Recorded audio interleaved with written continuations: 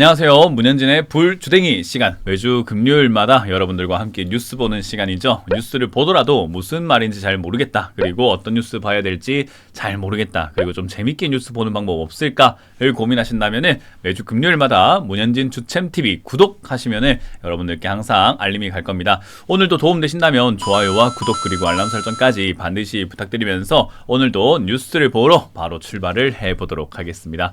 역시나 여러분들의 응원 댓글이 저희에게 항상 도움이 되고 있습니다. 많이 댓글 달아주셔가지고 항상 댓글 보는 재미가 있더라고요. 그래서 여러분들 여유가 있으시거나 조금 이렇게 할 말이 있으시거나 응원의 말을 남겨주시고 싶다 하신다면 댓글 많이 부탁드리도록 하겠습니다. 자, 그럼 첫 번째 뉴스부터 바로 살펴보도록 할 텐데요. 방금 머리가 조금 굳어버렸네요. 네, 바로 살펴보도록 할 텐데요.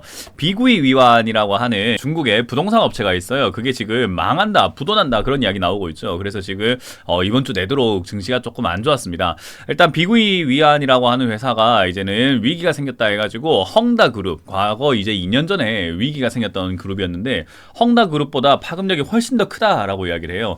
헝다의 규모만 하더라도 4배가 된다라고 하죠. 근데 문제는 뭐냐면 이 회사가 지금 이자를 내기도 벅찬데 뭐 이번 달 좀 잘 넘어갔다고 치자고요. 근데 이번 달 잘 넘어가면은 9월에 만기가 되는 또 이자, 10월 이자도 내기가 조금 어렵다고 해요. 돈을 벌어도 제대로 이자를 갚지 못하는 그 이자 보상 비율이라는 게 있거든요. 그거를 제대로 못하고 있다는 것과, 그리고 중국의 이 비구이 위안 말고도 다른 부동산 업체들은요, 현금 벌었을 때 이자의 10%밖에 못 내는 정도밖에 돈을 못 번다고 합니다. 그래서 지금 문제가 크고요. 더 큰 문제는 뭐냐?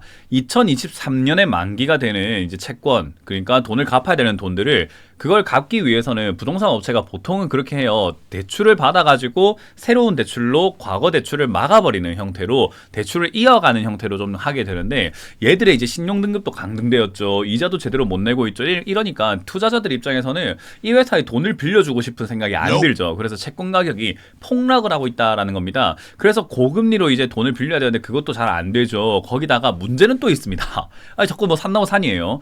이번 2023년에 만기가 되는 채권의 양보다는 지금 이제 채권이 한 13억 달러 정도가 된다고 합니다. 근데 2024년 만기 채권이요, 한 23억 달러가 되고요.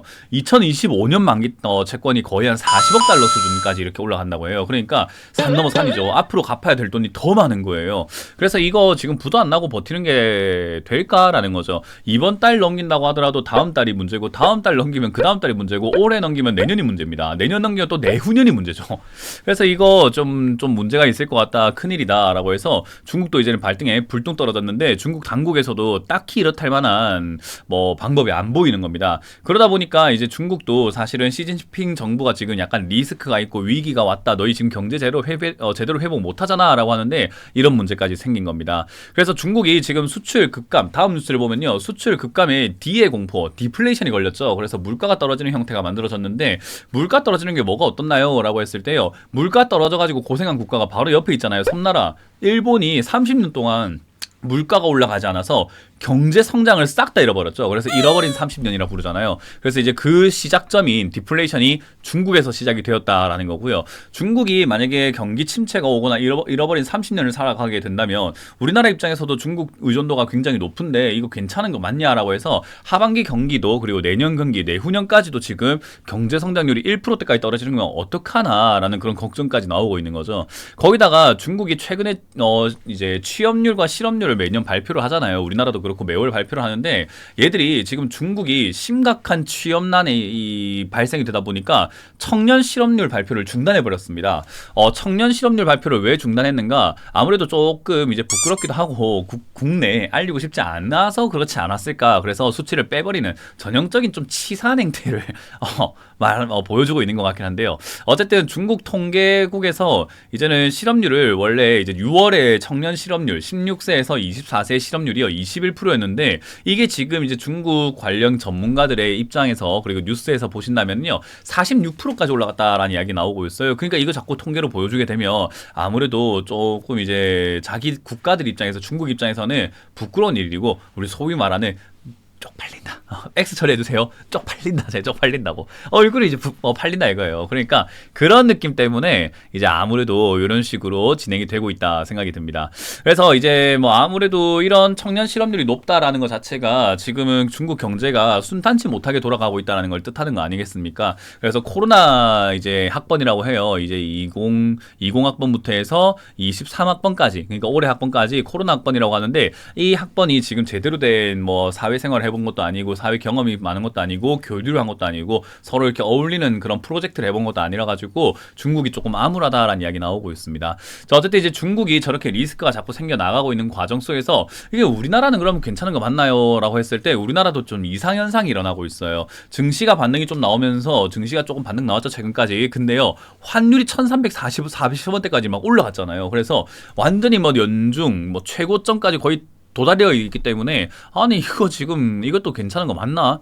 라는 생각을 하게 되는 거죠. 그래서 환율이 올라가게 되면 여전히 우리가 외국에서 뭔가 원재재를 사오기가 힘든데, 요즘에 기름값 올라가고 있죠.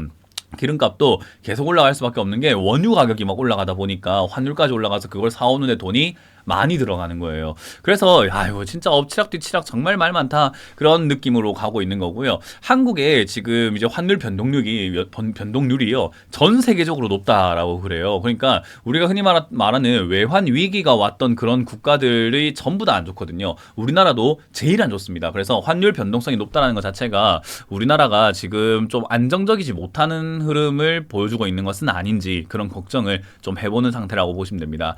그래서 이제 우리나라의 신용 등급이라든가 우리나라의 경제 상황은 어떤가라고 했을 때 그런 것들이 별로 좋지 않기 때문에 아무래도 외국인들이 자꾸 이렇게 돈이 빠져나가게 되는 거고, 그리고 이제 중국 입장에서도 뭐 환율 방어라든가 이런 것들을 하기 위해서, 그리고 달러채 이런 것들을 뭐 갚아내기 위해서는 계속해서 이제 환율, 외환을 자꾸 써야 되는 상황들이 나오게 될 거예요. 그래서 이제 그런 부분들 때문에 아무래도 환율 영향을 여기저기서 많이 받는다. 그래서 환율은 뭐 때문에 올라간다, 뭐 때문에 떨어진다라고 아예 특정할 수는 없어요. 그래서 환율이 여러 가지 영향을 받으면서 움직이다 보니까 이렇다 저렇다 말은 많은데 정확한 내용은 없는 거죠. 그래서 일단은 이렇다 저렇다를 많이 알고 있는 게 중요합니다. 그래서 어찌됐든 환율이 지금은 조금 문제다라고 보시면 되고요.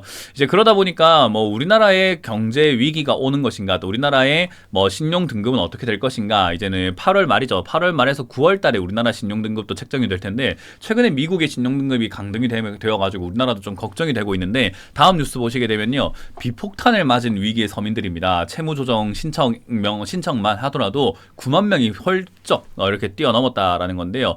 이거 지금 이제 조금 걱정이 되는 상태지 않나 생각이 듭니다. 뭐 일단 뭐 채무 조정이라는 것 자체가 돈을 제대로 갚지를 못하기 때문에 채무나 부채 좀 조절해 주세요라고 하는 그런 내용인데요. 사실상 이게 지금 벌써 올해 상반기만 하더라도 작년에 70% 정도에 달하는 채무 조정자가 등장을 했다고 하죠. 작년도 이미 많이 성장을 한 거예요. 왜냐하면 2018년에 10만 명이었는데 2022년에 13만 8천 명으로 늘었거든요. 근데 지금은 상반기에만 9만 명이니까 만약 하반기에도 9만 명이 든다고 가정을 했을 때 18만 명까지 올라가게 되죠. 그러니까 이만큼 지금 제대로 대출을 갚지 못하는 그런 사람들도 굉장히 많이 등장을 하고 있다는 거고요. 문제는 우리나라 부동산 기업, 제가 뉴스를 이렇게 갖고 오진 않았지만 우리나라 부동산 기업들도 지금 서울에도 그렇고 전 세계 전국적으로 종합건설사가 9개나 망했대요 지금. 그래서 그런 부도 위기가 사실은 이렇게 표면적으로 드러나고 있지 않아서 그렇지 실질적으로 굉장히 많은 리스크들이 존재하고 있다 생각하시면 됩니다. 그리고 지방은행에서 횡령이 굉장히 많이 일어나고 있고, 지방은행의 부실도 이야기 많이 나오고 있고, 우리나라 부동산도 뭐 가격 올려치기라고 하죠. 그런 이야기들 때문에 사실상 반등이 나가는 것 같아 보였지만은 실질적으로는 또 그렇지 않은 거 아니냐라는 의혹도 제기가 되고 있고요. 그래서 이번에 신용 등급 만약 강등이 일어나게 된다면은 우리나라 주가는 좀 많이 빠질 수 있지 않을까 생각이 듭니다. 그래서 이런 일들이 일어나지 않았으면 좋겠는데 일단은 우리가 가봐야 하는 거 아니겠습니까? 그래서 일단은 지켜가 보자. 결국은 조심해야 되겠죠. 좋은 이야기 안 들리잖아요. 왜냐하면 이게 왜 이런 일이 발생이 되냐면요, 결국 코로나 때 대출을 너무 많이 해주고 돈을 너무 많이 풀어버리니까 이제는 그때 발행되었던 영수증들이 지금 청구가 되고 있다 생각하시면 돼요. 야, 너희 밥 먹었지? 돈 내. 야, 너희 은행 갔지? 돈 내. 너희 병원 갔지? 돈 내. 집 샀지? 돈 내. 그런 식으로 전부 다 카드값 대금이 막 몰려오는 것처럼 후속타가 오고 있는데, 이게 바로 금리 인상의 부작용입니다. 그래서 제가 항상 금리가 가파르게 올라간 것이 문제다라고 지적을 했었는데 지금은 이제 그런 문제들을 제가 이렇게 뉴스를 통해서 여러분들께 알려드리고 있다는 것 자체가 좀 안타깝네요. 저는 이렇게 미리 예고를 했었기 때문에 이런 일들이 일어날 것 같다라고 했는데 많은 분들이 그때는 조롱을 하고 비웃었거든요. 근데 지금은 진짜로 그런 일이 일어나서 여러분들이 대비를 하셨다면 다행인데 그렇지 못하다면 좀 괴롭지 않을까 싶어요. 앞으로도 지금 이런 뉴스들을 통해서 저는 위기가 올 수 있다라고 계속 이야기를 하고 있잖아요. 그러니까 조심스럽게 투자하기만 한다면은 여러분들도 크게 문제가 없을 거라 생각이 듭니다. 오늘도 안전 투자를 희망하는 여러분들이 되시길 바라면서 저는 물러가도록 하겠습니다. 자, 지금까지 문현진의 불주댕이 시간이었습니다. 고맙습니다.